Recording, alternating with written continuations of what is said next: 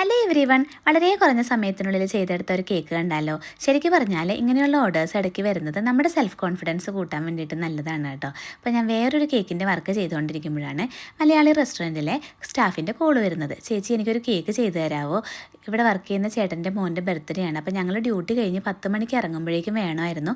ചേച്ചിക്ക് പെട്ടെന്ന് ചെയ്യാൻ പറ്റുന്ന എന്തെങ്കിലും ഡിസൈനിൽ ചെയ്താൽ മതി എന്നാണ് കേട്ടോ പറഞ്ഞിട്ടുണ്ടായിരുന്നത്. അപ്പോൾ തന്നെ ഓൾറെഡി 6:30 ആയിട്ടുണ്ടായിരുന്നു കേട്ടോ. എന്നാലും ഞാൻ കേക്കിൻ്റെ ഓർഡർ എടുത്തു. വേഗം തന്നെ കേക്കൊക്കെ ബേക്ക് ചെയ്യാൻ വെച്ചു. അപ്പോൾ ഞാൻ ആലോചിച്ചു, 10 വയസ്സുള്ള മോനാണല്ലോ, അവന് കേക്ക് കഴിക്കുന്നതിലും കൂടുതൽ സന്തോഷം എന്തെങ്കിലും അവന് ഇഷ്ടപ്പെട്ട തീമിൽ കാണുമ്പോഴല്ലേ.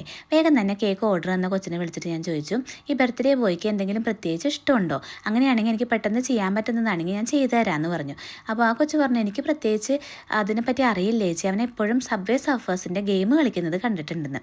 അന്ന് ഞാൻ ഓർത്തെന്നാൽ പിന്നെ ആ തീമിൽ തന്നെ ഒരു കേക്ക് സെറ്റ് ചെയ്തെടുക്കാമെന്ന്. അങ്ങനെ സബ്വേ സർഫേഴ്സിൻ്റെ കേക്ക് ടോപ്പേഴ്സൊക്കെ നോൺ എഡിബിൾ ആയിട്ടുള്ളതൊക്കെ കട്ട് ചെയ്തെടുത്തിട്ട് നമ്മൾ കേക്കിലേക്ക് വെച്ച് കൊടുത്ത് ആ ഒരു തീമിലാണ് കേട്ടോ കേക്ക് സെറ്റ് ചെയ്തെടുത്തിട്ടുള്ളത്.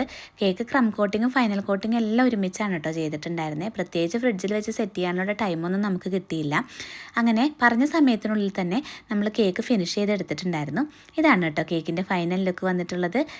അപ്പോൾ നമുക്ക് പ്രത്യേകിച്ച് ഫോട്ടോസ് എടുക്കാനുള്ള സമയമൊന്നും കിട്ടിയില്ല കേട്ടോ. അപ്പോൾ അത്രയേ ഉള്ളൂ. Bye for now.